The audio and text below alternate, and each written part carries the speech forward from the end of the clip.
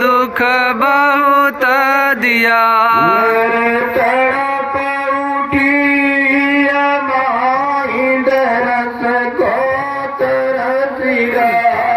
मेरे तड़प उठी माई दरस को तरस रहा।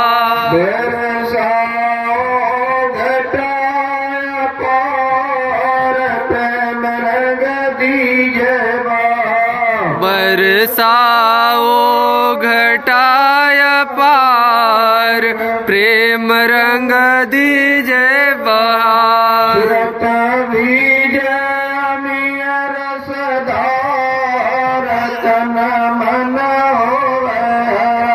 सुरत विजय अमिय रसधार तन मन होवे हरा। जीवन सुफल जाय तुम गुण गाओ सदा। मेरा जीवन सुफल हो जाय तुम गुण गाऊं सदा। मेरा जीवन सुफल जाय तुम गुण गाओ सदा। मेरा जीवन सुफल हो जाय तुम गुण गाऊं सदा।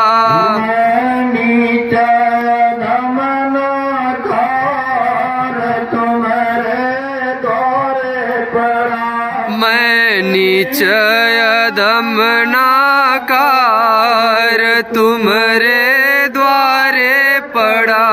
मेरी विनती सुनो दर प्यार मेरी विनती सुनो दर प्यार घट उमगाओ दया। मेरी विनती सुनो दर प्यार घट उमगाओ दया। मेरी विनती सुनो दर प्यार घट उमगाओ दया।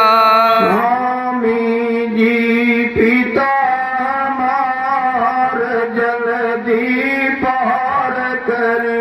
स्वामी जी पिता हमार जल्दी पार करें। स्वामी जी पिता हमार जल्दी पार करे। जय गुरुदेव स्वामी जी पिता हमार जल्दी पार करे। मेरे प्यारे गुरु दातार मंगता द्वारे खड़ा। मेरे प्यारे गुरु दातार मंगता द्वारे खड़ा।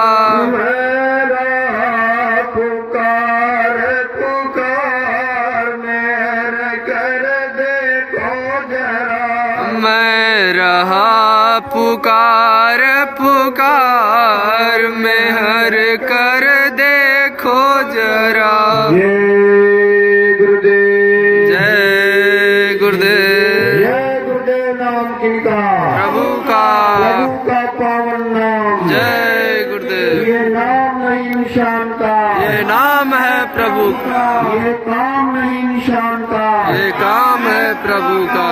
जय गुरुदेव। प्रेमी जनों, अब यहाँ से प्रस्थान करने का समय हो चुका है। जिम्मेदार भाई लोग आगे आगे चलेंगे। घंटा संग आगे आगे बजेगा, पीछे से आप सभी लोगों को चलना है। 2 लाइन बनाकर चलना है। तो आज है दिनांक 16 जनवरी 2023 और सुबह के 7:30 बज रहे हैं। परम पूज्य स्वामी जी महाराज के आदेशानुसार अब नेपाल और भारत की धरती पर ग्रामवासियों को निमंत्रण देने जाने के लिए हमारे सत्संगी प्रेमी भाई बहन निकल चुके हैं।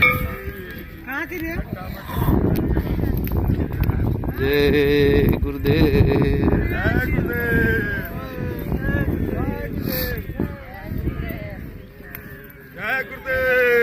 जय गुरुदेव। हाथ ना हिलाओ। झंडा कहाँ है आपका? ये ना डंडे के साथ है। डंडा ले लिया। विदाउट झंडा के निकाल लो भारत। नहीं, हम निकल जाएंगे यहाँ से। लाइन से लाइन से जय गुरुदेव बोलते हुए।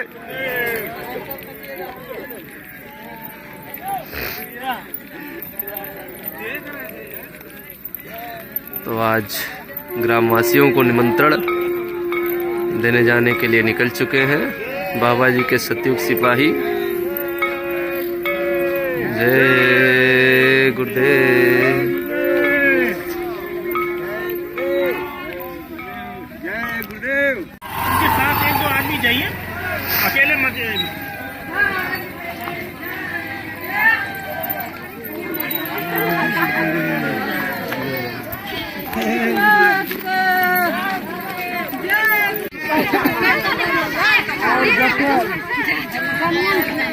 पूजा आते सब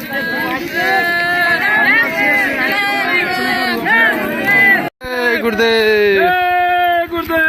जय गुरुदेव। जय गुरुदेव। जय गुरुदेव। चलो यहाँ। जय गुरुदेव। जय गुरुदेव।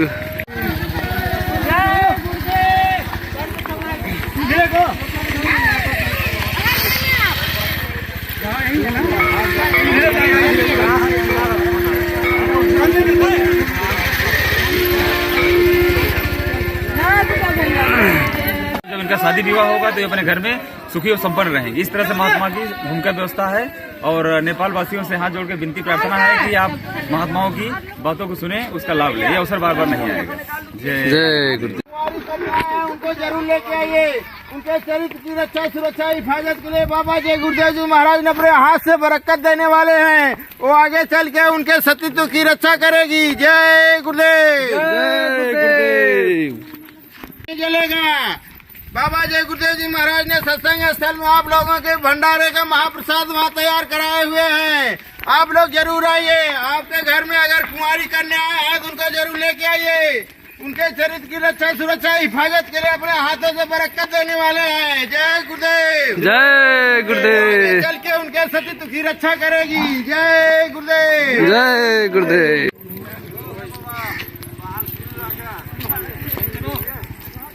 हम लोग नेपाल में निमंत्रण देने गए थे अब भारत में हम लोग निमंत्रण देने के लिए आ गए हैं। यहाँ के भी ग्रामवासियों को निमंत्रण देना है। जय गुरुदेव। पूरे परिवार के साथ आइएगा। जय गुरुदेव। जय गुरुदेव।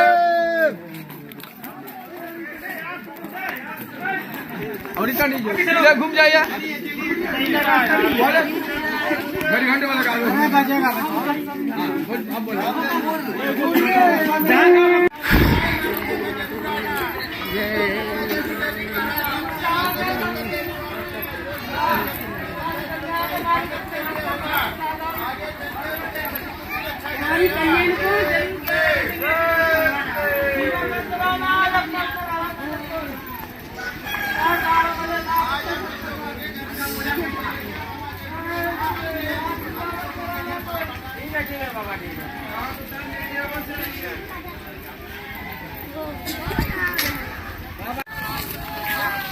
घर घर गांव गांव संदेश देते हुए, निमंत्रण देते हुए हमारे गुरु भाई बहन अब भारत के घोर मोहना नामक स्थान में गांव में पहुंच चुके हैं निमंत्रण देने के लिए।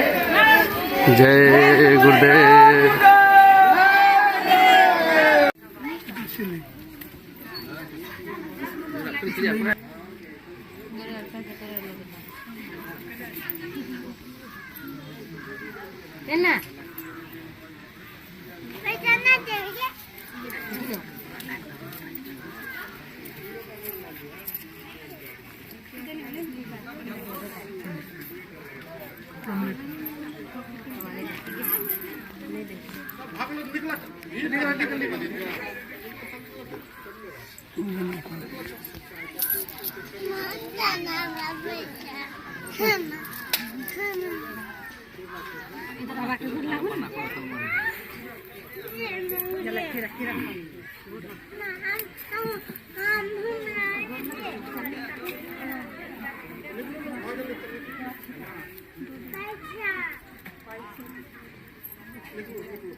दो बच्ची है।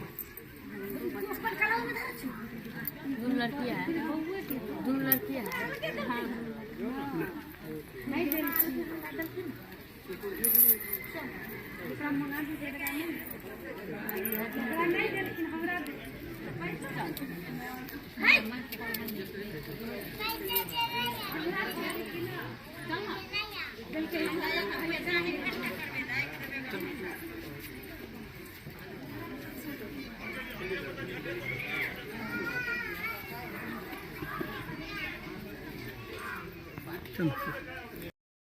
आपने देखा कि अंदर कुटी में परम पूज्य स्वामी जी महाराज नेपाल और भारतवासियों को जो कुंवारी कन्याएं आए हैं उनको बरकत महाप्रसाद दे रहे थे ताकि उनके सतीत्व और चरित्र की सुरक्षा हो सके। अब जिन ग्रामवासियों को निमंत्रण दिया गया है भंडारे का भोजन महाप्रसाद लेने के लिए, देखिए सब लोग आए हुए हैं, सभी ग्रामवासी। अब तो अंतिम चल रहा है। ये रीवा भंडारा है एमपी का एकमात्र भंडारा जो पूरे काफिले भर साथ चल रहा है। महाप्रसाद खिलाया जा रहा है, दिया जा रहा है ग्रामवासियों को। हाथ बटोरो।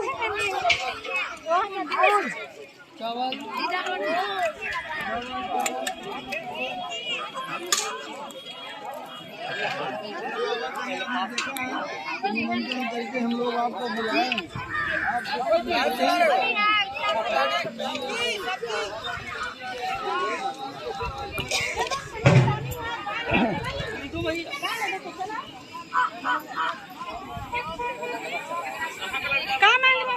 अंदर सेवादार भोजन भी बना रहे हैं, प्रसाद बना रहे हैं, तैयार कर रहे हैं। चंद सेवादार है पूरी व्यवस्था को बड़ी अच्छी तरीके से देखभाल कर रहे हैं। अरे जब नहीं मिलोगे तो करेंगे ना। और लोग देखो जो सत्संगी न उनसे पूछो सत्संगी है कि नहीं है, एक दूसरे में पूछे चलवाइए। अरे भाई ये चालू कर, पंद्रह मिनट तेज कर। हरा वाला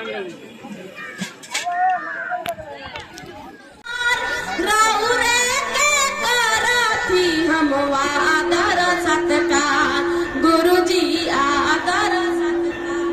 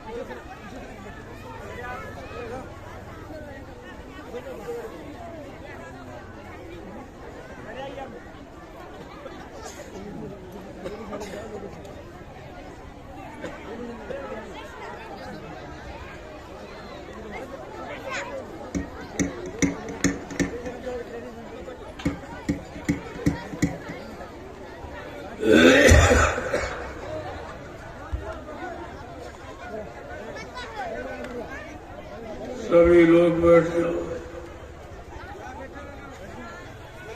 आप लोग बैठ जाओ। देखो सत्संग हमेशा बैठ के आमने सामने रूबरू फेस टू फेस सुनना चाहिए,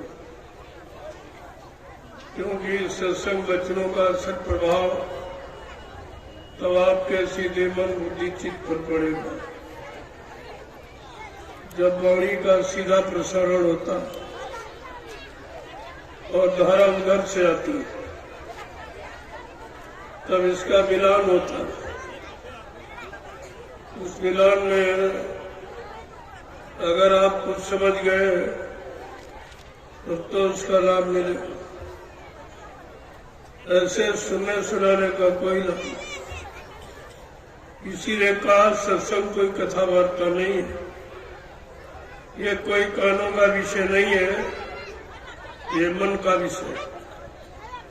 जब तक तुम्हारा मन इन वचनों को स्वीकार नहीं करेगा और कार्य रूप में परिणित नहीं करेगा तब तक इन वचनों का कोई लाभ नहीं है। इसीलिए कितना दिन हो गया सुनते सुनाते कोई असर प्रभाव नहीं हो। क्यों? कान सुनते रहे, एक तरफ सुना एक तरफ आपने निकाल दिया। अगर तुम्हारे मन ने स्वीकार किया होता तो अब तक आप कहाँ के कहाँ पहुंच गए, कितनी तरक्की हासिल कर लिए होते, कितना आपको सुकून शांति में रख चुके होते, लेकिन ये तो सब विपरीत हो गया। आप सोचते थे धर्म आएगा, लेकिन अधर्म बढ़ गया। सोचते थे पुण्य होगा, पुण्य कर रहे हैं, पुण्य आएगा, पुण्य की पाप बढ़ गया। अरे भाई सत्य बोले, सत्य कहा जा रहा, झूठ बढ़ गया। कहा नहीं रहम करो, दया करो, रहम करो, दया करो, ये मारकाट हिंसा बढ़ गई। ये सब उल्टा क्यों होता चला? क्या कभी आपने इस पर विचार किया है? क्या मानव बुद्धि से कभी आपने सोचा है कि ये तुम्हारे विपरीत सब क्यों होता चला जाए? बीमारी, महामारी, लड़ाई झगड़ा, दैवी प्रकोप, दुर्घटनाएं, अकाल मौत, ये सब बढ़ती चली जाए और इसको रोकने का कोई उपाय किसी के पास नहीं। न कोई राजनीति में रोक सकता, न धर्म नीति। ये दोनों नीतियां आपकी फेल हो गई। फिर ये ग्रंथों का मतलब क्या? ये रामायण, गीता, बाइबल, कुरान और मतलब यानी गुरु ग्रंथ साहब, इन धार्मिक किताबों के लिखने का और सुनाने का, पढ़ने का, याद करने का मतलब क्या है? क्योंकि माहौल सब उल्टा हो गया और दिन पर दिन बिगड़ता जा रहा।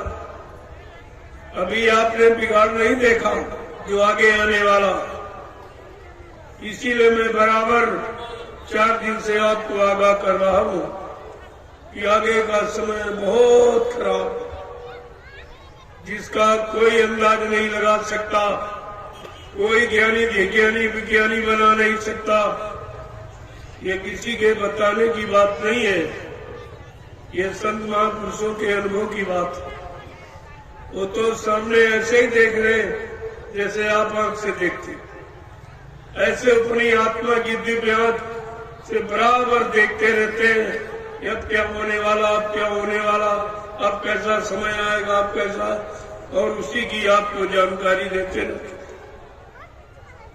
लेकिन तुम ये समझते तो हमारे जैसे हाथ पैर नाक मुंह वाले हैं,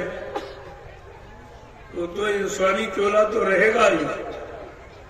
जो इंसानों के लिए आया है, इंसानों को रहम और दया और सेवा का पाठ पढ़ाने के लिए, वो तो इंसानी शक्ल में रहेगा। लेकिन उसका काम देखिए आप किस तरह का काम से पहचान होती। ये 4 दिनों से लगातार आपको आगाह किया जा रहा, आपने सुना कि नहीं सुना ये तो आपकी जिम्मेदारी है।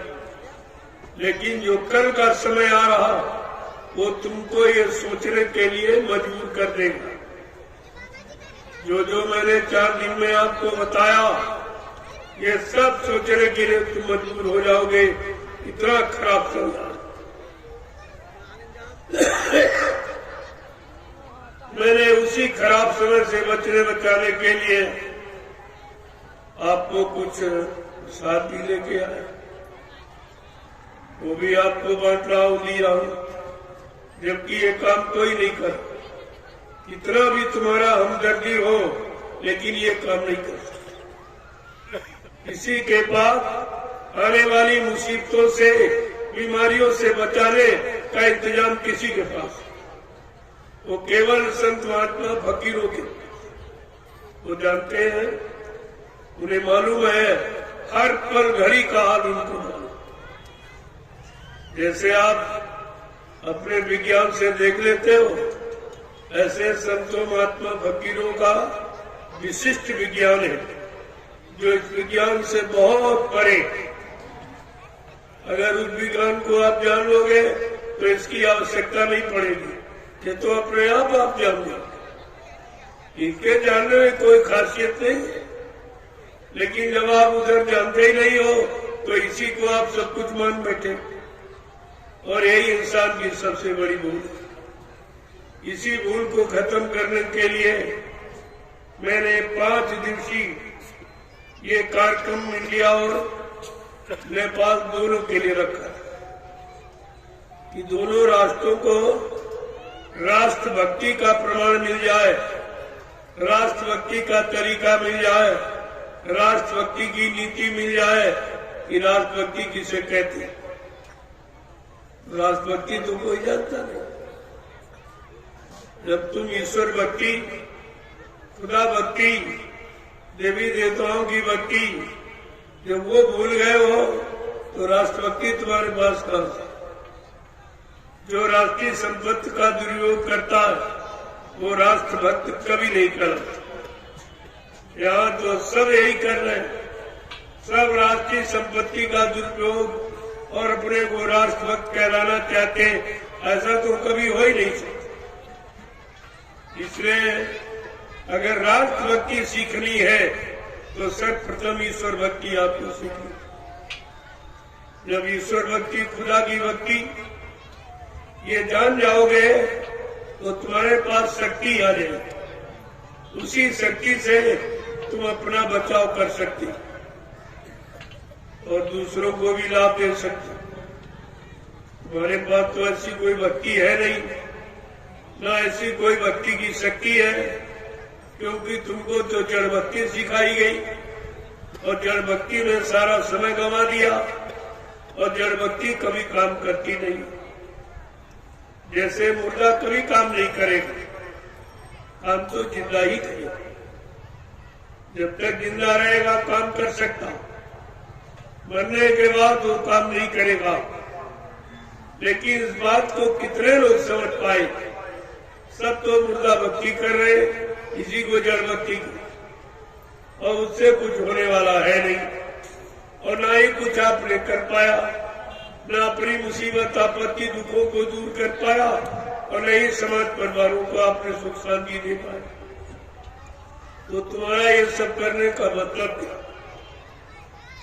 जब तक संत महापुरुषों फकीरों के पैगाम कराम संदेश को नहीं सुनोगे तो तुम्हारे जीवन को उन्नति, उत्थान, प्रगति की तरफ ले जाने वाली। जब तो वो नहीं सुनोगे तब तक तुम्हारे अंदर कोई परिवर्तन, किसी तरह का कोई परिवर्तन, और ये होना अति अनिवार्य है। परिवर्तन निश्चित है, इसे कोई माई का लाभ रोक नहीं सकता। परिवर्तन होगा और होके रहेगा। ये सब आपको करके दिखा दिया जाएगा, लेकिन परिवर्तन के पहले परिवर्तन की जानकारी, परिवर्तन की भूमिका की जानकारी देना अनिवार्य है। ये लोग कहेंगे पहले क्यों नहीं बताया? इतना बड़ा परिवर्तन होने जा रहा था तो आपने बताया क्यों नहीं? मैं 4 दिन से लगातार आपको उसी परिवर्तन की जानकारी दे रहा हूं जो आपने कभी सुना नहीं था और कभी किसी ने किया नहीं, और तुम्हारे लिए किसी ने सुख शांति कोई योजना, कोई भूमिका व्यवस्था बनाई नहीं। मैं ये सब लेके आया हूं, लेकिन कोई लेने वाला तो दिखाई दे। कोई लेने वाला नहीं, जैसे इनको जरूरत ही नहीं। ये बेचारे समझ ही नहीं रहे कि आगे कैसी मुसीबत आ रही, तब हमको इसकी आवश्यकता पड़ेगी, लेकिन उस समय ये चीज आपको कहां से मिली? गुजरा हुआ जमाना आता नहीं दोबारा। जो समय वक्त घड़ी निकल जाती वो दोबारा आपके हाथ नहीं लगी। जो समय आपने 4 दिन का निकाल दिया आत्मा की, वो 4 दिन का समय अब आपको जीवन में नहीं मिलेगा। इसीलिए तो उसकी जरूरत बताई जाती थी कि फिर ये आपको सुनने को नहीं। ये किताबों की लिखा पढ़ी नहीं है, ये कोई स्वार्थ लोलुपता और पद लोलुपता की बात नहीं है, ये आत्मिक उद्धार की बात है। और तुम आत्मिक उद्धार जानते नहीं। ये आत्मा परमात्मा का संबंध क्या है, खुदा और रूह का संबंध क्या है, फकीरों का, संतों का संबंध क्या है, मुर्शिदों का, गुरुओं का संबंध क्या है, ये तो आपको पता नहीं कुछ। एक तो आप जानते नहीं हो और कोई बताए तो मानते नहीं। ये 2 बीमारी आपको और परेशान की। एक तो सही सच्ची अच्छी बात आप जानते ही नहीं। अगर कोई दया कृपा मेहरबानी करके बता दे तो उसको मानते नहीं। तो कैसे काम बनेगा? काम बनाने के दो तरीके, या तो स्वयं आप सक्षम हो, स्वयं कर लो, या जो कर रहा हो उसको सहयोग करो। तीसरा कोई तरीका नहीं। और दोनों तरीके आपको नहीं, न तुम कर सकते हो और दूसरा कर रहा न तुम उनको सहयोग दे सकते हो।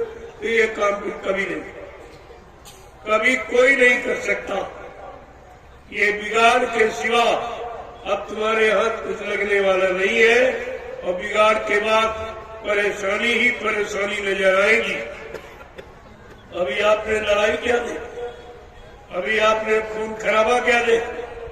अभी चोरी डकैती कत्ल बलात्कार क्या देखा? ये तो सब आगे आ रहा है। और उसी से बचने बचाने का ये उपाय संत महात्मा फकीर समय के पहले बता रहे, ताकि आप समय से इंतजाम कर लो, अपना कोई न कोई साधन बना लो। लेकिन नहीं करोगे तो फिर तुम जानो तुम्हारा काम। जब तुम्हारे हक में अगर धक्के ही लिखे हैं तो कोई क्या करेगा? जब जैसी हो तब तब तैसी मति होए, काल रेख की लेख को मेट सके नहीं कोई। जो होनी आपने तैयार कर, होनी जानते हो किसे कहते हो? जो आपने किया है उसका परिणाम अब मिलने वाला उसको होनी को।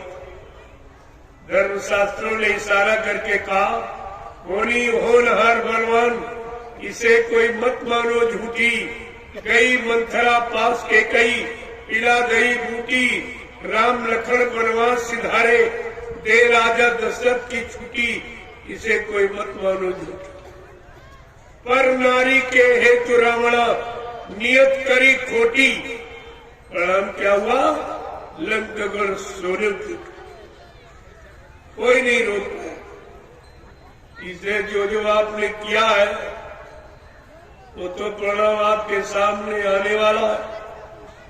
फिर भी संत महात्मा फकीर अपनी आध्यात्मिक शक्ति के द्वारा उसे कम करना चाहते,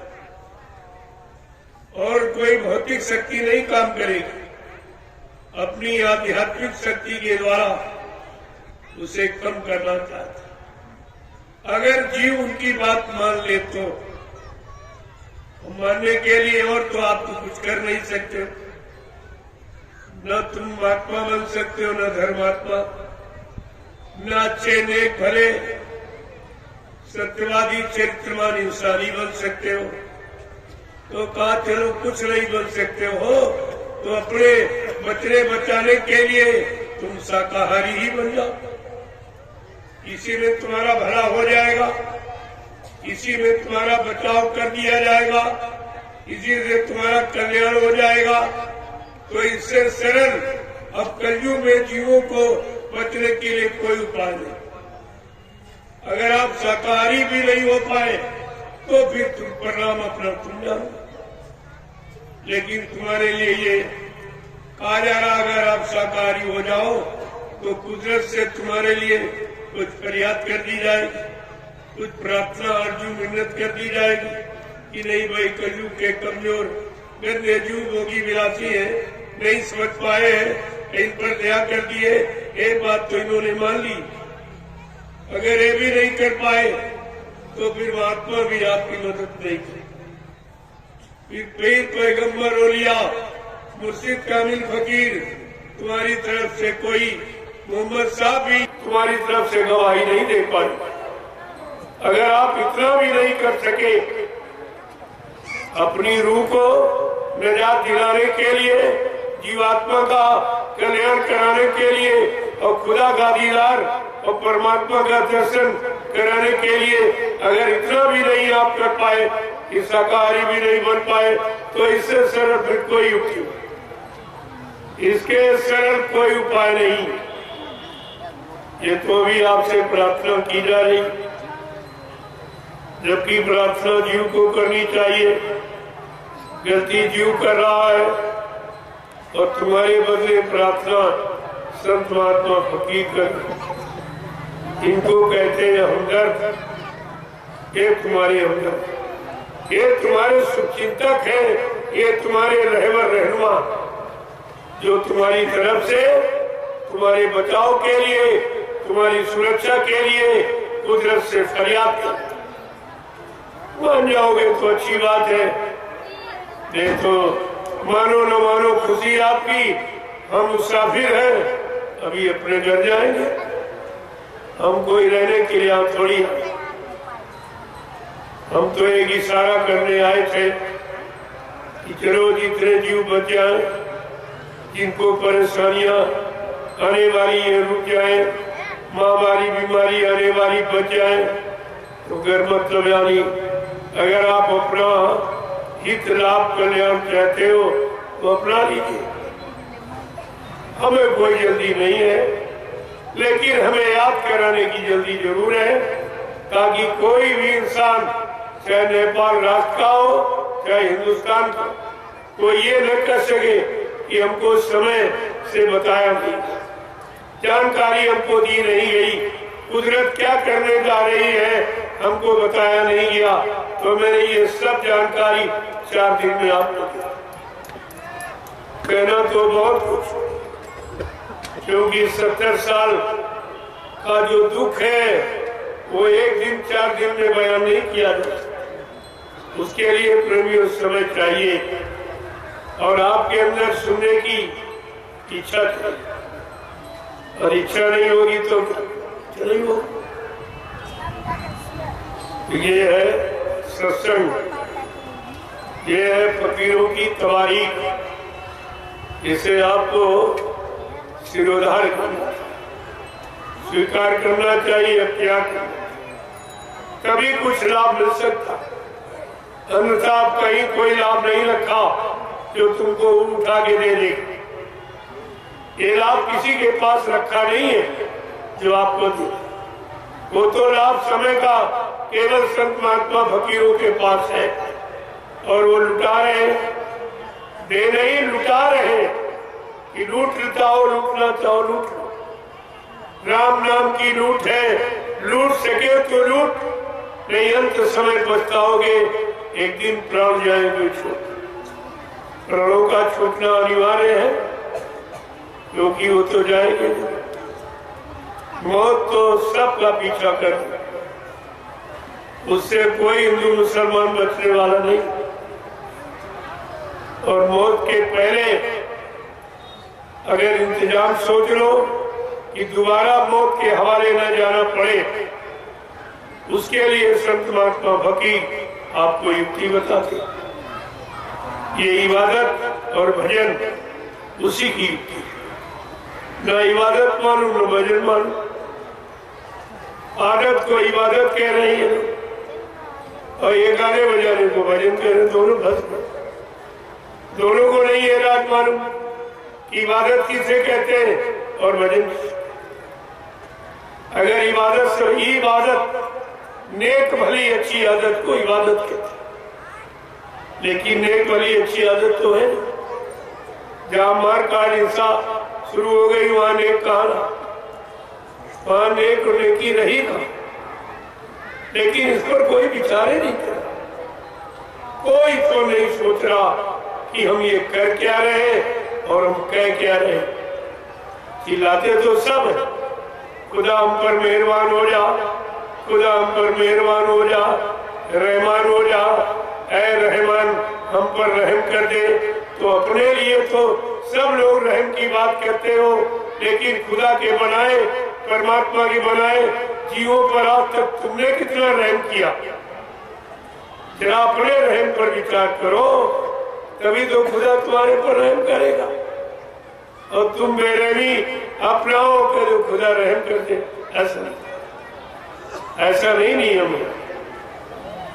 अगर रहम कराना है तो रहम करना पड़ेगा, अगर सम्मान लेना है तो सम्मान करना पड़ेगा, बिना किए नहीं मिलता। क्योंकि ये यहाँ कर्म प्रधान देश, ये जाति वजह धर्म प्रधान देश नहीं, कर्म प्रधान देश। यहाँ कर्म ही सब कुछ, बिना कर्म के यहाँ पर कोई तुम्हें कुछ नहीं दे सकता। जब कुछ कर्म करोगे तभी कुछ पाओगे, और तुम कर्म अभी समय करना नहीं चाहते। इधर दया पाने के लिए, रहम पाने के लिए तो कोई आप कर्म करना ही नहीं चाहते हो, तो रहम दया मिलेगी कैसे? और बिना रहम दया के तुम्हें कोई बचा नहीं सकता। यहाँ बचाने वाला कोई पैदा ही नहीं हुआ जो तुम्हें बचा दे। जब बचाएगी तो तुम्हारा रहम ईमान और दया ही तुमको बचाएगी। तो हरि के 1000 नाम, करोड़ों नाम विष्णु भगवान के, अनंतों नाम परमात्मा, इसमें कोई शक नहीं करना चाहिए। आप हजारों नाम, अनंतों नाम, करोड़ों नाम तो जानते नहीं। उसी तरह से ये कलयुग का जय गाया, ये प्रभु का, खुदा का, घाट का, अल्लाह ताला का सच्चा नाम जय मृत्यु, जय मुर्शिद, जय मृत्यु। देखिए ये सब ध्यान में आपको रखना चाहिए। संत महात्मा फकीर उसी चीज को सामने ले आते हैं जिसकी समय पर आवश्यकता हो, जरूरत हो, जिससे काम होना होता है, उसी नाम को ले आते हैं। क्योंकि जीव की स्थिति परिस्थिति देखते हैं कि जीव के अंदर शारीरिक ताकत, मानसिक ताकत, बौद्धिक ताकत कितनी है, कितनी नहीं है, उसी के अनुसार नाम को जगाते हैं और सिद्ध करते हैं, और वही नाम जीवों के लिए रखते हैं कि ये का नाम जीव कर दे सकता और इस नाम से जीव का काम हो सकता। लेकिन हम लोग इस आंतरिक राज को जानते हैं। संत महात्मा फकीरों के इस राज को हम लोग जानते हैं कि उनका ये क्या राज रहस्य। लेकिन गोस्वामी महाराज ने इशारा किया कि जाना चाहसी गुण गाती और नाम ची जप जानो जीवात्मा परमात्मा खुदा और रूह के इस गुण राज रहस्य को जानना चाहते हो तो फकीर महात्माओं की कदमपोशी करो, उनके शरण में जाओ, उनके कदमों में सिजदा और प्रणाम करो, सलाम करो तो उनकी दया मिल जाए। उस दया से तुमको जानकारी हो, तुम तो नहीं जान सकते हो, उनकी दया कृपा मेहरबानी तुमको सब तरफ से जानकारी देगी। लेकिन जब उनके पास जाओगे तो ऐसे कुछ होने वाला नहीं है। और सब जगह तुमने जाके देखा, कागज में, पत्थर में, पानी में, तीर्थ में, मूर्त में, मंदिर में, मस्जिद में, गिरजाघर, गुरुद्वारों में, धर्मस्थलों में कहीं कुछ मिला आपको? इतने दिन भटकते अटकते आपके निकल गए, लेकिन कोई मिला? जब कोई नहीं मिला तो फरियाद किससे को, किससे आजू मिन्नत प्रार्थना करोगे? क्या ऐसे हल्ला मचाते मचाते मर के चले जाओगे? लेकिन अल्लाह तो नहीं मिला। इतना हल्ला मचाया, अल्लाह नहीं मिला। इतनी गुहार पुकार लगाई, परमात्मा नहीं मिला। इतने आरजू मिन्नत किया, देवी देवता नहीं मिले। फिर कहाँ मिलेंगे? कब मिलेंगे? कैसे मिलेंगे? किसके द्वारा मिलेंगे? कभी आपने इस पर विचार किया? ऐसे बैठे न जानकारी किसी से लेते हो, न जानकारों की तलाश करते हो, न खोज करके उनसे अपनी बात पूछते हो। कुछ नहीं, अपने मन मुक्ता में आके अल्लाह बजाना शुरू कर दिया, तो इससे तो कुछ होने वाला है नहीं। कितने जीवन चले गए और अभी तक कुछ काम नहीं हुआ। पूर्वज कितने चले गए हल्ला मचाते, हम अभी चले जाएंगे, पीछे आएंगे वो भी, जब तक सही रास्ता और सही जानकारी और सही जानकार नहीं मिलेगा तब तक ये अयानी अंधाधुंध चलती ही रहेगी।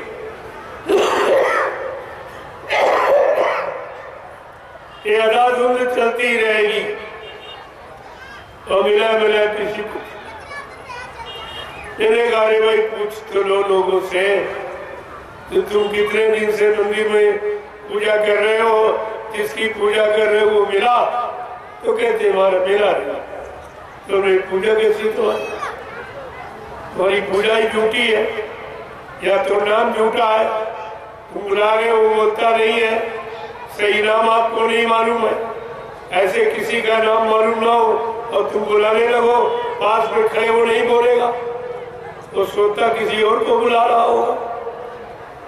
जब तक संत महात्मा फकीरों से नाम रहे संतों आधीना, ये नाम संतों के अधीन है कि संत कौन सा नाम जगाएंगे, कौन सा नाम सिद्ध करेंगे, खुदा का, परमात्मा का, भगवान का, और जिसके द्वारा जीवों का भला होगा। लेकिन तुमने तो कभी पूछा नहीं उससे, ना तुमने कभी जानकारी ली, और बगैर जानकारी लिए आपको बताया जा रहा, वो आपकी बात समझ में नहीं आई, वो बात हमारी आपके समझ में नहीं आई। कल मैंने एक इशारा किया था, कोटि नाम संसार में तासे मुक्ति न होए, आदि नाम जो गुप्त जप बूझे बिरला को। ये बात कितने लोगों की समझ में आई? तो आदिकाल से जो नाम चला आ रहा है उसी नाम को सभी लोग, लेकिन संत महात्मा कहते नहीं, आदि नाम वो है जो गुप्त जप, जिसका अजपा जाप यानी गुप्त जाप होता, जो वाणी से उच्चारण नहीं किया जाता, वो अनुभवगम्य है, वो आत्मा का, रूह का विषय है, वो जबान वाणी का विषय नहीं। न जबान वाणी से नाम उच्चारण किया जाए। जैसे पत्नी पति का नाम नहीं लेती, जानती है लेकिन लेती नहीं, इसी तरह आत्मा अपने प्रीतम का नाम कभी उच्चारण नहीं करती। इस बात का हमेशा ध्यान में रखना चाहिए। लेकिन ये रात कितने लोगों को मालूम? कुछ नहीं मालूम। सब चिल्ला रहे सीताराम राधे श्याम, सीताराम राधे श्याम। क्या तुमसे सीताराम छोटे हैं? राधे श्याम छोटे हैं, बच्चे जो नाम है, लेकिन तुमको उनका नाम ही नहीं मालूम कि असली नाम क्या। ये सीताराम उनका नाम नहीं है, ये तो ऋषि मुनियों ने जगाया था। जब ऋषि मुनियों को राक्षसों ने तंग किया, परेशान किया, जब यज्ञ हवन करते थे तो हड्डी और मांस का टुकड़ा फेंक देते। जब वो परेशान हो गए, उन्होंने प्रार्थना की। उस समय विश्वामित्र जी समय के गुरु थे, उनसे प्रार्थना की ये सब कैसे। उन्होंने ध्यान लगाया, साधना पर बैठे और ध्यान लगा के देखा, अरे शक्ति तो आ गई, काम करने वाली शक्ति आ गई, दुष्टों के, राक्षसों का विनाश करने वाली। तो फट से उठे और साधना से और राजा दशरथ के यहाँ गए और दोनों बच्चों को मांग के लिया। राजा दशरथ को भी वही नहीं मालूम, उनको भी नहीं मालूम मेरा बेटा भगवान है, मेरा बेटा ईश्वरी शक्ति है, मेरा बेटा राक्षसों का विनाश करने वाला, यानी मतलब ऐसी शक्ति लेकर के आया। ये किसी को नहीं मालूम, अयोध्या में किसी को मालूम नहीं, लेकिन गुरु को मालूम। ये गुरु को मालूम होता है कि काम करने वाली शक्तियां कौन और कहां पैदा हो गई, किन घरानों में, किन माँ बाप से, उन्हें सब मालूम।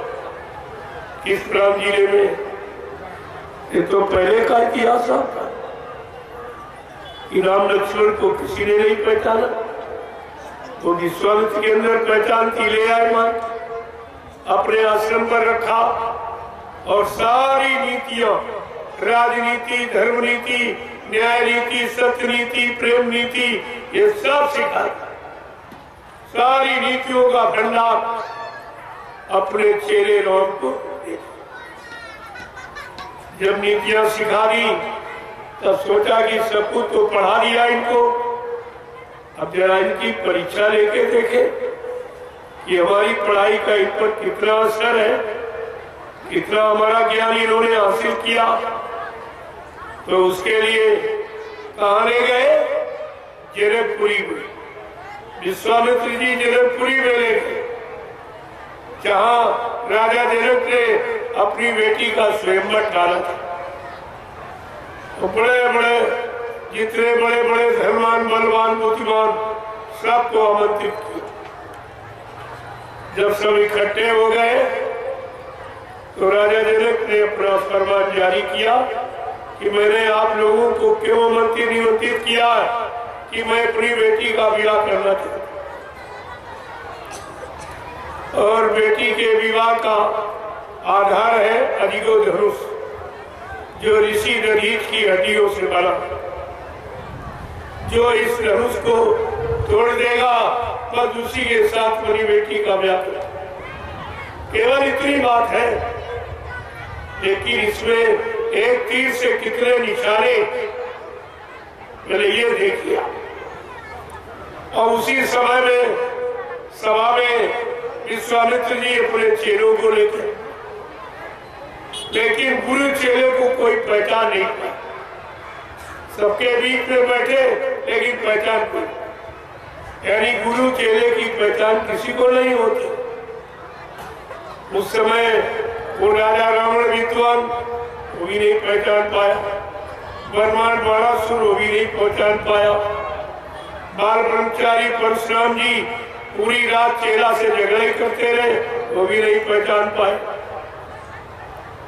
और जब राजा जनक ने अपना फरमान सुनाया कि एक एक योद्धा अपने शक्ति का परीक्षण करेगा, मैं शक्ति परीक्षण करूंगा, एक एक उठे और अपने अपने शक्ति का परीक्षण करें। तो सब उठने लगे। सबके अंदर एक लालच भरा था। वो लालच क्या था कि राजा जनक के बेटी थी, बेटा नहीं था। तो लोगों ने सोचा कि बेटी भी मिलेगी और रात पर धन दौलत ये सब मिलेगा, तो जिसके बेटा नहीं। इस लालच में सब दौड़ पड़ी था। एक एक करके सबने अपनी शक्ति का परिचय दिया, लेकिन लिखा है तिर भर भूमि न सके उचकाई, तिर मात्र भी धनुष को खिसका नहीं पाया। उठाना तोड़ना तो बहुत बड़ी बात। जब ये सब हार गए तो इनको क्रोध आ गया कि छोटा सा धनुष नहीं उठा, लोग हमारा नाम धनवान बलवान बुद्धिमानों में गिनते हैं, तो इनको क्रोध आ गया। जब मनों में क्रोध आता है तो बुद्धि का विवेक अंग शून्य हो जाता। ये क्रोध सब जला देता, विवेक और बुद्धि का ज्ञान सब जला के राख कर देता। इतना खराब है क्रोध। और उस क्रोध में ये सब भूल गए। तो इन्होंने बैठ के एक मीटिंग की कि चलो हजारों योद्धा उठो और जबरदस्ती उठाओ, धनुष को तोड़ के फेंक। अब ये भूल गए कि अगर धनुष हजारों लोगों से मिलके टूट जाएगा तो सीता का बंटवारा कैसे? तब तो झगड़ा शुरू हो जाएगा। वो कहेगा हमने तोड़ा, हमारे साथ शादी हो, वो कहेगा हमने तोड़ा, हमारे साथ शादी। ऐसा तो इन्हीं में झगड़ा हो जाता। बजाय वहां शादी के वहां तो खून खराबा हो जाता। लेकिन प्रेमियों, जहां पर समय का गुरु बैठा होता वहां ऐसा जघन्य प्राप्त नहीं होने देता। समय के गुरु विश्वामित्र उसी सभा में बैठे, लेकिन पहचाना किसी ने नहीं उनको। न रावण ने, न बलवान बाणासुर ने, न मतलब यानी बाल ब्रह्मचारी परशुराम जी, वो भी रात भर झगड़ा करते रहे। और राजा जनक अपने आप को योगी कह रहा था कि मैंने शरीर के 8 अंग योग कैसे दिखे, यम नियम संयम प्राणायाम प्रत्याधार ध्यान धारणा ध्येय समाधि ये 8 काम मैं इन 8 को सिद्ध कर चुका। लेकिन योगी भी गुरु चेले को नहीं पहचान पा रहा। देखो पहला प्रश्न ये खड़ा हुआ कि गुरु शिष्य को न बलवान बाणासुर पहचान पाया, न विद्वान रावण पहचान पाया, न बाल ब्रह्मचारी परशुराम पहचान पाए, न योगी यानी राजा जनक पहचान पाए। जबकि विश्वामित्र एक सामाजिक गुरु थे, आत्मिक गुरु नहीं थे, यानी सदगुरु नहीं थे, गुरु थे। जब गुरु को इतने लोगों ने नहीं पहचान पाया तो प्रेमियों, आज बाबा जय गुरुदेव जी महाराज जो समय के सदगुरु, इनको कौन पहचानेगा? ये भोगी विलासी, ये स्वार्थी लोभी लालची, ये चरित्रहीन मानो क्या समय के सदगुरु बाबा जय गुरुदेव जी महाराज को पहचाने? ये आपको विचार करना चाहिए। ये जानकारी एक मिली कि गुरु और चेले की पहचान किसी को कोई नहीं पहचान। प्रेमियों, अब जब हजारों योद्धा उठे, वो भी तोड़ने के लिए चले। गोस्वामी महाराज लिखते रामचरितमानस में, सहस भूप सब एक ही मारा और उठे उठावे तेरे नटारा। हजारों योद्धा उठे, वो भी धनुष को खिसका नहीं पाए। जब सब हार गए तब बेचारे कहते कर चले सब दंड प्रणाम, दंडवत प्रणाम करके धनुष को चले, सब हारी मान गए। अब दूसरा प्रश्न है कि गुरु कब बोलता है, कब चेले को आदेश देता? गुरु कब बोलता है? जब सब हार गए, किसी से काम नहीं हुआ। अगर चाहते तो विश्वामित्र पहले आदेश देते राम को और धनु तोड़ा सकते थे, लेकिन प्रेमियों वहां झगड़ा शुरू हो जाता। कहते क्या इनका चेला बहादुर है कि हम ये काम नहीं कर सकते? इसलिए गुरु सबको मौका दिया, सबको मौका दिया। और सब जब हार गए, अब वो सोचने लगे कि जब सब हार गए, अब मेरी बात सब सुनेंगी, अब सब मानेंगे।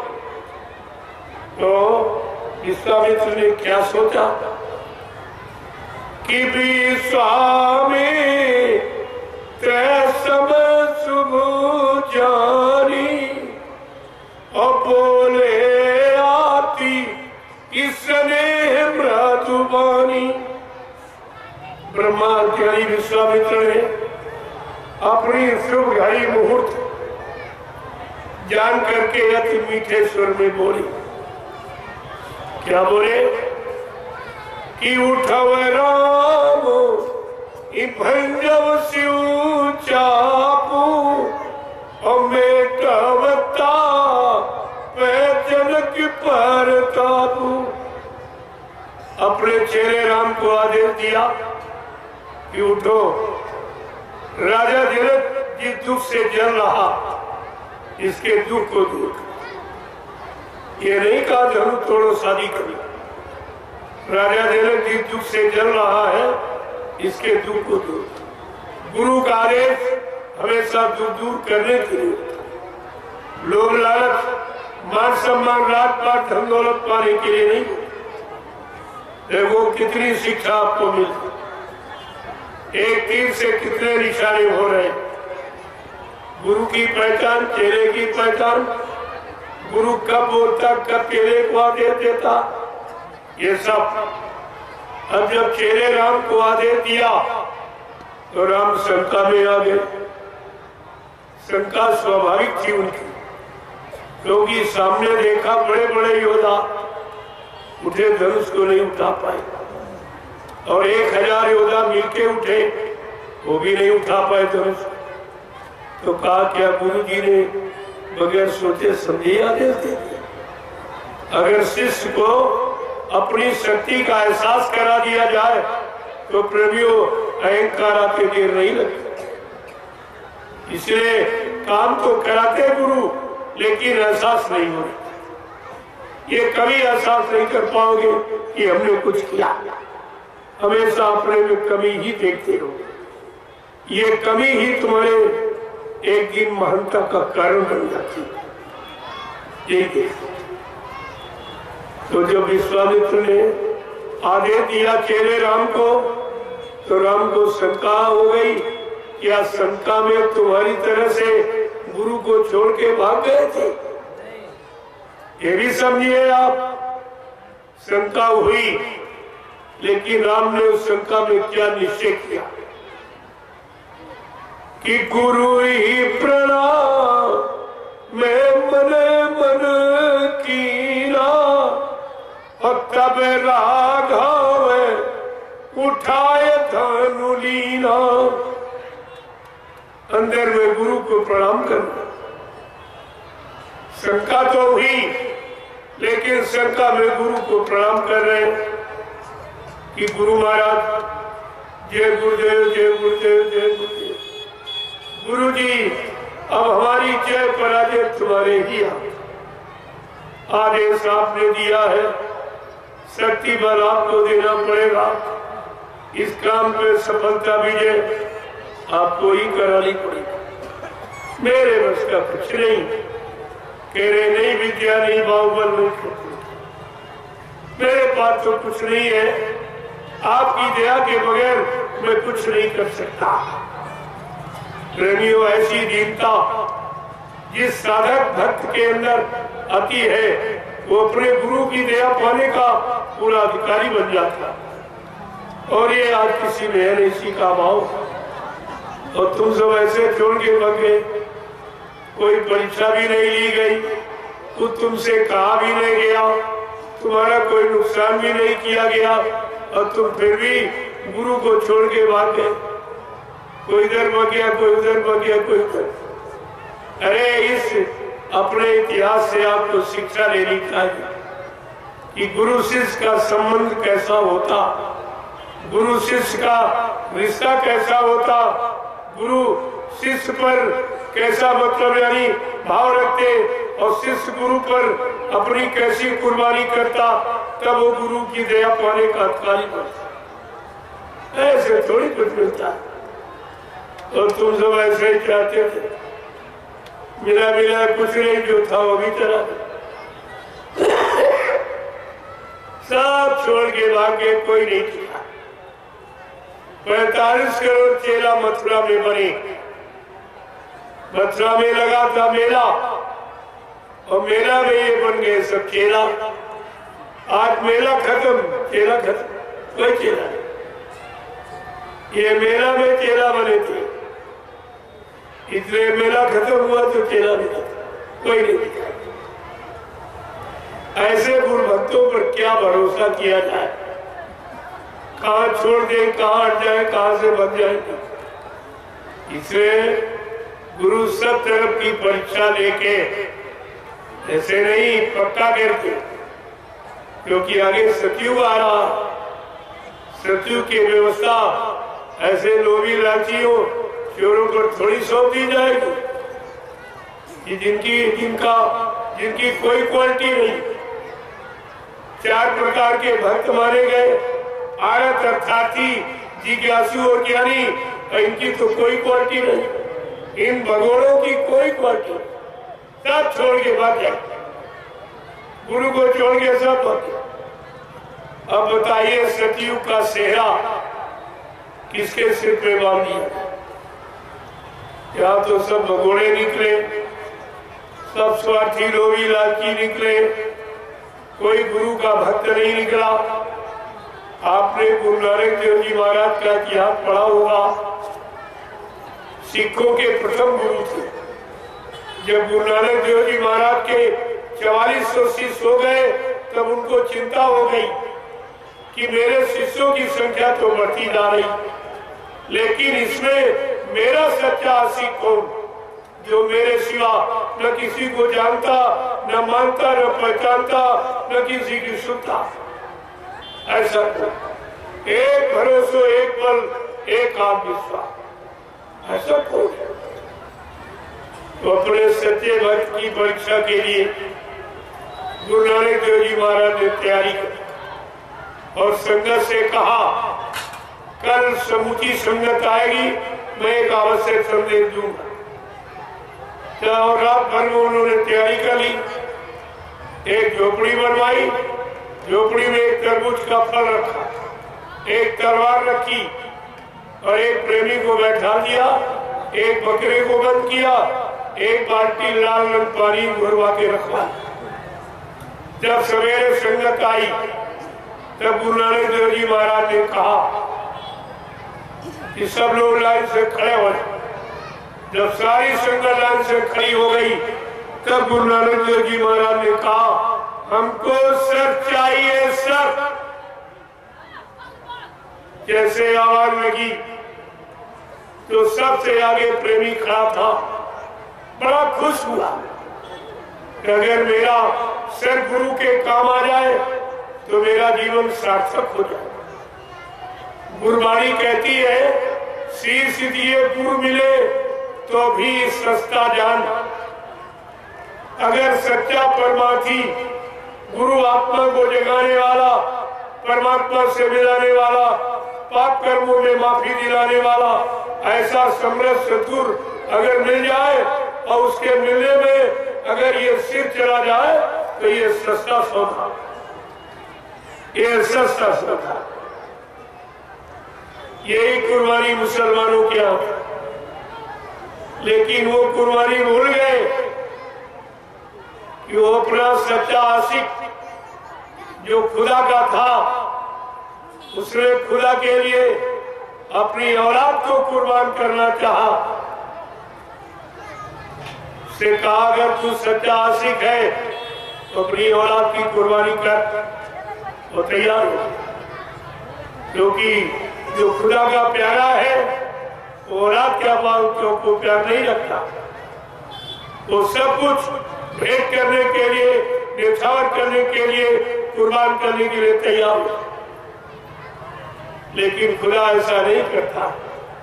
वो तो केवल परीक्षा ही ले रहा। तो उसकी जगह फट से एक मेमना, भेड़ का बच्चा सामने आ गया। नहीं, इन जीव में भी तेरी रूह है, काटने मारने का अधिकार नहीं। बस वहीं से इन लोगों ने एक बना लिया कि ये मेमना, ये हमारी कुर्बानी में बाधक हुआ, लिया जा तब से ये मेमना नहीं तो बकरा, बकरा नहीं तो मुर्गा, मुर्गा नहीं तो अंडा, और नहीं तो मछली, सब बात को नहीं समझा। उसने औलाद की कुर्बानी, अगर तुम सच्चे खुदा के आशिक हो तो औलाद की कुर्बानी करके दिखाओ, मान ली जाए तुम्हारी कुर्बानी। ये हिंसा, हत्या कभी कुर्बानी नहीं होती। ये कुर्बानी का अर्थ ही नहीं जानते। कुर्बानी का मतलब क्या? जो स्वेच्छा से कुर्बान हो जाता है, स्वेच्छा से अपने आप को आत्म समर्पित कर देता, कंप्लीट सरेंडर, उसको कुर्बानी कहते। बगैर फकीरों के जरिए आप कुछ समझ नहीं सकते हो, मनमानी करके अपना नुकसान कर सकते। तो प्रेमियों, वो प्रेमी हंसते हंसते झोपड़ी के अंदर चला गया। जो वहां प्रेमी पहले से बैठाया गया था, उसने तलवार उठाई और तरबूज पर मारी तो खच की आवाज, बकरे का कान में था तो म्यां की आवाज। एक लोटा लाल रंग पानी फैला दिया और बाहर निकल के पानी आया तो संगत ने देखा, अरे इसका तो काम हो गया।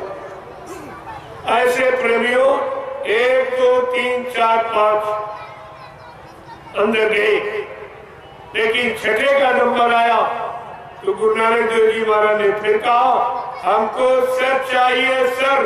तो भद्रमती, एकदम भद्रमती कोई दिखाई नहीं।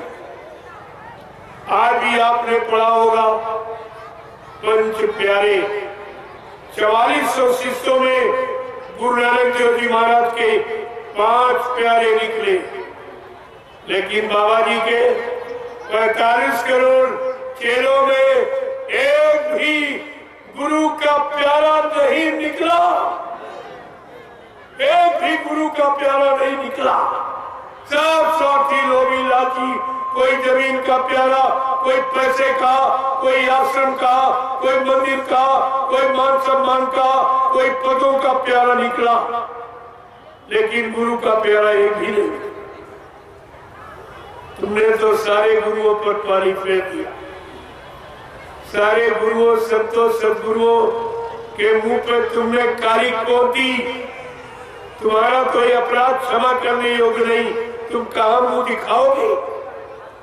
आगे आने वाले भविष्य में लोग पूछेंगे, बाबा जय गुरुदेव जी महाराज के 45 करोड़ चेला थे, लेकिन कोई नहीं निकला जो गुरु की गति संभालता, गुरु का पद संभालता।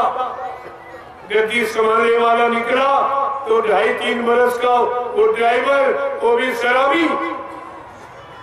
न गुरु का शिष्य, न सत्संगी, न शाकाहारी, न नामदारी, न संस्था का मेंबर, न एक पैसे का भी सेवा, न एक डेलिया पर मिट्टी उठाई मथुरा, वो सब कुछ बन गया। तो क्या करते? जिसने कुछ नहीं किया तो सब कुछ हो गया, और तुमने सब कुछ किया तो कुछ नहीं। यही तुम्हारी पहचान है। आगे आने वाले भविष्य में आप इस भारत की जनता, नेपाल की जनता को क्या जवाब दो? सब पूछेंगे, इतने चेला बाबा जी के 1 करोड़ टाट बोरा पहनने वाले तपस्वी, तपस्या करने वाले, उनमें भी कोई काबिल नहीं निकला। काबिल निकला तो शराबी निकला। ये टाट बोरा पहनने वालों, तुम्हें तो शर्म आनी चाहिए। जितने साल तुमने टाट बोरा पहना, उतने साल तो उसकी उम्र नहीं जिसको गति में बैठा दिया। तुम्हें ये भी नहीं मालूम गुरु की गति पर कौन बैठता है। गुरु का समकक्षी, गुरु के समान आत्मज्ञानी, आत्मा को जगाने वाला, परमात्मा से मिलाने वाला और जीवों को पाप कर्मों से माफी दिलाने वाला, वो गुरु की गति का अधिकारी होता। आज भी गुरु नानक देव जी महाराज की गति खाली पड़ी। सिखों ने किसी इंसान को बैठने नहीं दिया, कहा नहीं, ये गति आत्मज्ञानी गुरु की, इंसान की नहीं। और तुमने वो भी अधिकार खत्म किया, एक शराबी को बैठा दिया। ये कितना भारी अपराध हो गया। ये गुरु का कितना बड़ा अपमान और गति का अपमान और सारे गुरुओं का और संतों सदगुरुओं का अपमान। क्या इस अपराध को क्षमा किया जा सकता? आपको इस पर विचार करना चाहिए। एक छोटा मोटा अपराध है और ये सब झोला पकड़े घूम रहे, एक नहीं सब, इनको कुछ नहीं मालूम ये सब क्या कर रहे थे। ये तुम कर क्या करो? जिसने तुम्हारे गुरु का घोर अपमान किया और गति का अपमान किया और गुरुओं की गति और संतों की गति और सदगुरु की गति का पूरा अपमान किया, ऐसे का जोड़ा पड़ेगा।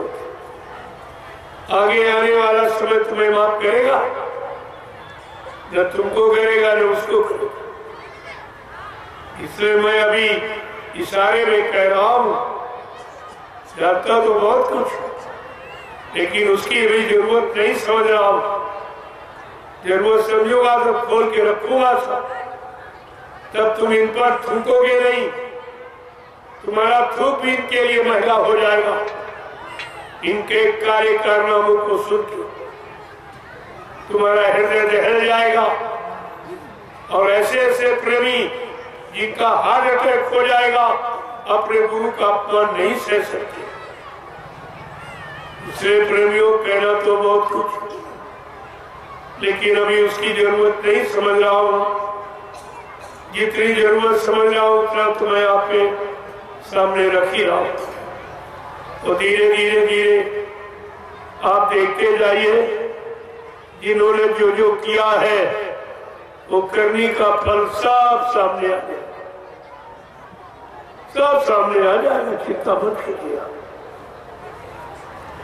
मैं तो अभी उनसे भी प्रार्थना करता हूं, अभी आपको भी सुधरने का मौका, माफी मांगने का मौका अपने गुनाहों की तुम्हें भी दिया जा रहा। अगर नहीं चेते जागे तो फिर तुम जानो, तुम्हारा काम जानो।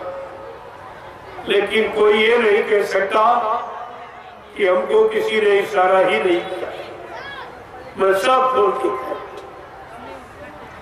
ये समय जो खराब हो रहा है ये तो है ही, और जो अच्छा करने आए और इतने लोग जुड़े वो कितने अच्छे बन पाए, ये भी लोग पूछेंगे।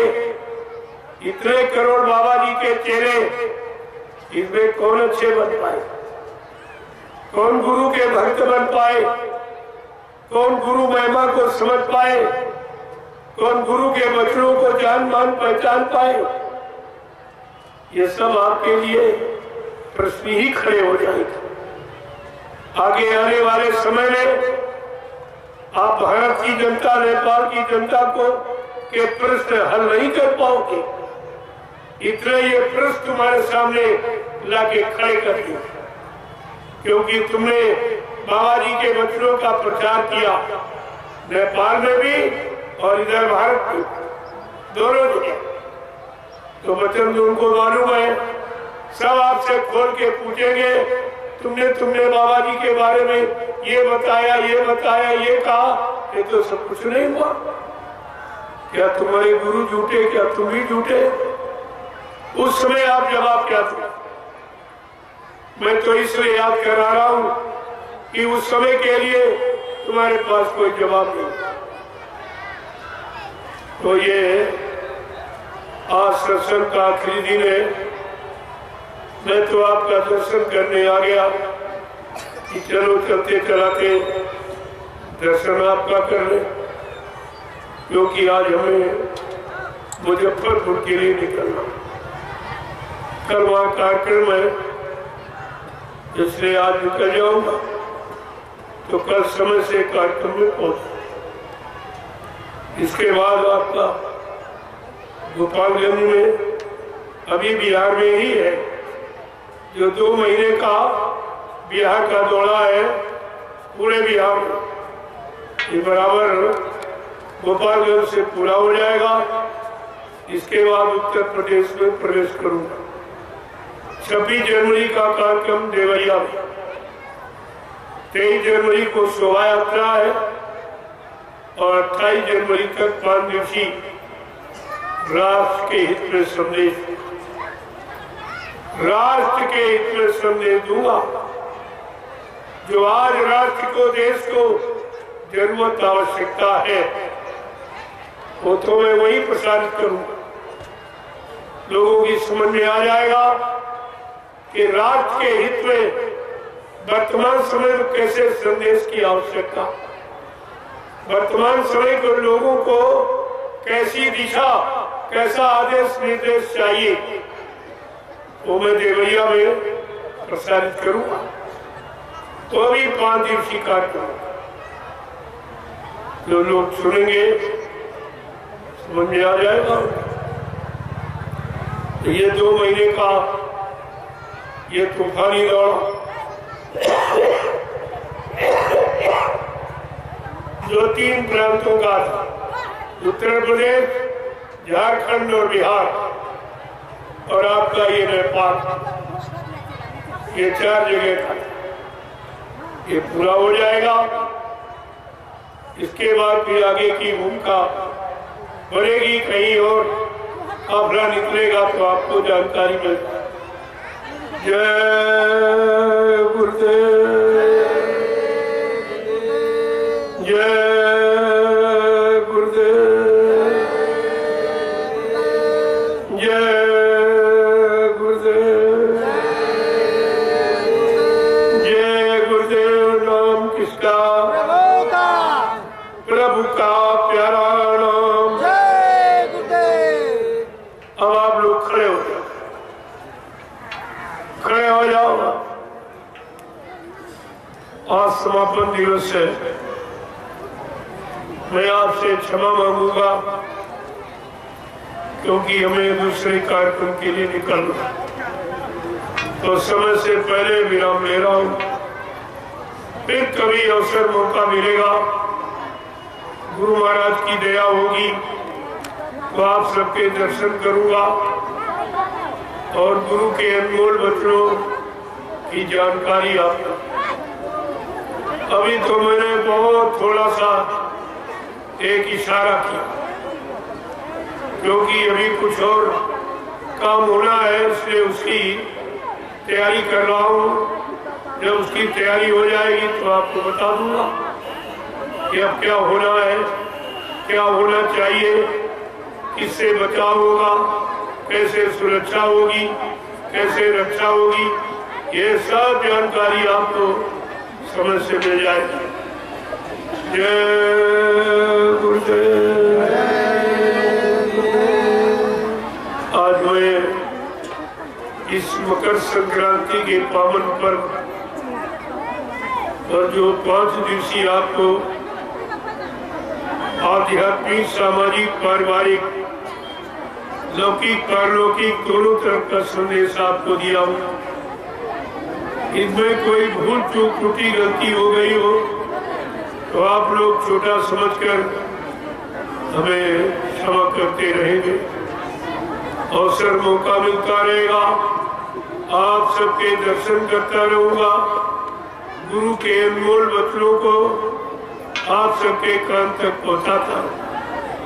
मेरा और कोई तीसरा काम नहीं, इसके सिवा कुछ। और आप देखते जाइए, ये सब तुम्हारे सामने नजरअंदाज हो, सब दिखाई देगा। आज तो आपको लग रहा होगा बड़ा आश्चर्य कि क्या कह रहे हैं, क्या, लेकिन हम वही कह रहे हैं जो आगे आने वाले, जिसको आप नहीं देख रहे, नहीं जान पा रहे, मैं उसी को बता। लेकिन जब आ जाएगा तब तुम्हारी समझ में सब आ जाएगा। लेकिन फिर पछताए होगा जब चिड़िया सारा समय वक्त निकल गया, तब आप जागे चेते तो उससे कुछ भला होने वाला है, फिर तो वो भोगना ही पड़ेगा, वो तो आपको बर्दाश्त करना पड़ेगा। समय के पहले अगर जाग जाओ, चेत जाओ, होश में आ जाओ, ये आपकी बुद्धिमानी मानी जाएगी। जय गुरुदेव।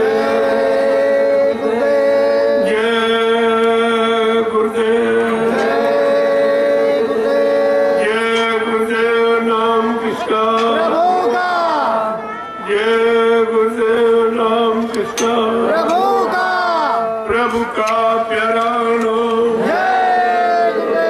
जोर से बोलो, सब मिल बोलो, बोलना होगा, अभी से बोलो, दुख दर्द हरेंगे, सब कष्ट मिटेंगे, सुख शांति भी देंगे।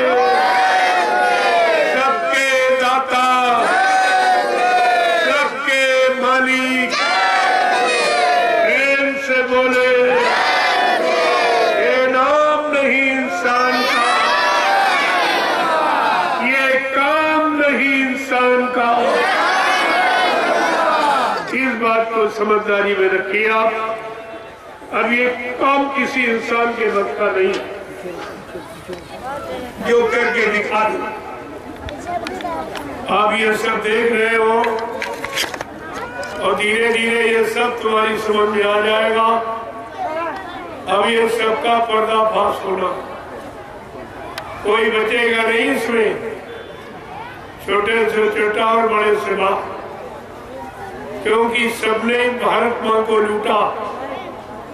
और इसके लिए संत महात्मा फकीरों ने पहले आगाह किया, जिसने भारत माँ सताई, जिसने इसकी करी लुटाई, नेता, मंत्री और अधिकारी, इनको जान बचाना होगा भारी। एक दिन ये छोड़ सब मैदान भागेंगे, अपने अपने घरों में छिपेंगे, लेकिन वो सम्राट मालिक क्या करेगा?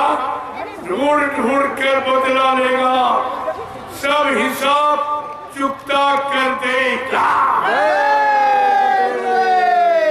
तब इनको अपनी खोटी करनी समझ में आई। अभी तो हंस रहे हैं, इनको नहीं मालूम जो हंसा वो फंसा, वो निकल नहीं पाएगा। संत महात्मा फकीरों की वचनवाणी को सुनकर जो हंसता वो फंसता जरूर, और ऐसा फंसेगा जो कभी निकल नहीं पाएगा। तुमने जो अन्न खाया है, धन खाया है, ये तुम्हें देना पड़ेगा। तुम्हें मालूम नहीं है वो लेने वाला कितना महान है। कहा देता है तो छप्पर फाड़ देता है, लेकिन जब लेता है तो चमड़ी उधेड़ लेता है। इस बात का हमेशा ख्याल रखना चाहिए। देने वाला इतना नादान नहीं है, इतना अज्ञान नहीं जितना तुम समझते हो। वो देता देकर लेना भी जानता, इसलिए दिया है, उसको संभाल के रखो, सही तरीके से उसका सदुपयोग करो, अच्छे कामों में, अच्छे खान पान में, तो तुम्हारा भला हो जाएगा। अगर गंदे खान पान और गंदे तरीके से खर्च करोगे तो भारी नुकसान होगा। ये आप गांठ बांध लीजिए। जय गुरुदेव। अब आप लोगों का चलते चलाते हम दर्शन करना चाहते हैं। हर व्यक्ति का दर्शन करें और सबको फिर से प्रणाम करें, और आपको ये चलते चलाते महाप्रसाद तुम्हारी सुरक्षा का तुमको दे। अगर शाकाहारी रहकर आप इसका प्रयोग करोगे तो ये तुम्हारी पूरी मदद करेगा। हर तरफ ये जय गुरुदेव नाम भी सबकी मदद, चाहे हिंदू मुसलमान कोई हो, नाम काम करता है। नाम कोई जात पात हिंदी उर्दू अंग्रेजी भाषा का नहीं होता, वो काम करने वाला नाम होता है। इसलिए ये जय गुरुदेव नाम प्रभु परमात्मा खुदा और गाड का और जो समय से यानी जगाया सिद्ध किया गया है संपूर्ण सारी जात के को लाभ देने के लिए, वो सबका लाभ करे। भाव को भाव अलखार सहू नाम जपत मंगल तीर्थ सु। जो लिखा थोड़ी गलत हो, लेकिन तुम उसका सही अर्थ न लगा पाओ, अर्थ का अनर्थ कर डालो, और इसी से आपका नुकसान हो जाता। जय गुरुदेव। अब आपके लिए लाइन में खड़े हो जाओ। आप ये प्रसाद जरूर ले लो। ये राजी दाना राम दाना मत समझना, इसमें दुआ और दया भरी हुई है। अगर शाकाहारी रहने का संकल्प ले लोगे तो ये पूरा काम करेगा। इसकी आप परीक्षा करके देख लो तब मान लेना। हम ऐसी कोई बात नहीं करते जो इधर उधर वाली। करोगे जरूर लाभ मिलेगा, और नहीं करोगे तो कुछ नहीं मिलेगा। इस बात का ध्यान रखिए। इसको आप लोग ले लीजिए। जय गुरुदेव। आगे वो समय आ रहा, इस प्रसाद के लिए तुम 400-400 किलोमीटर दौड़ोगे, ये फिर मिल नहीं पाएगा। जो आज में जबरदस्ती और आपको स्वयं चल के ये बात दे रहा हूँ, और बदले में कोई इच्छा नहीं, इसके बदले कोई लेने की इच्छा नहीं है, ये ऐसा काम नहीं है। ये संतों का फकीरों का दरबार है, लेने वाला दरबार नहीं, देने वाला सब कुछ देगा, लेकिन लेना तो सीखो आप। दीनता, नम्रता, शीलता, सौम्यता, चरित्रता, निर्मलता, पवित्रता में ही कोई चीज हासिल होती है, इसके परे नहीं मिलता। जब ये सब आपके अंदर आ जाएगा, ये सब चीज तुम्हारे यानी अंदर समर्पित कर दी जाएगी, आपको देने के लिए तो ये बनाया ही गया महाप्रसाद, ये कोई रखने के लिए थोड़ी है। लेकिन आप जब न रह पाओ, न संभाल के रख पाओ, तो उसके लिए कोई कर। जय गुरुदेव। देखो वो झंडा गड़ा है, ये सत्यता का प्रतीक है। झंडे तो हिंदुस्तान में सबके पास है, लेकिन ये काम झंडे से कोई नहीं करा सकता। यही तो असली नकली झंडे की पहचान है। वो झंडे अपने अपने पद के हैं, अपनी अपनी कुर्सी के हैं, अपने अपने नाम बड़ी के हैं, और ये झंडा प्रभु का है, खुदा का है, गाड का है, ये सबके नाम का है। इसलिए सच्चाई अगर जानना चाहते हो तो झंडे की परिक्रमा करके देखिए, आप सब लाभ आपको। जय गुरुदेव।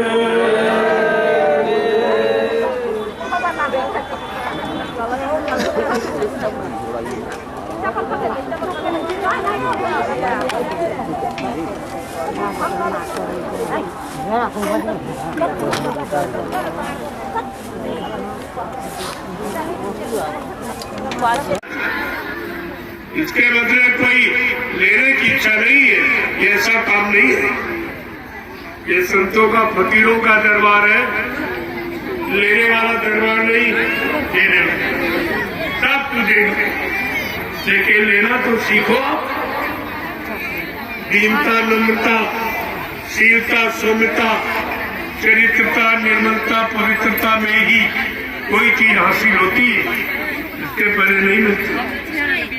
जब ये सब आपके अंदर आ जाएगा, ये सब चीज तुम्हारे यानी अंदर समर्पित कर दी जाएगी आपको देने के लिए।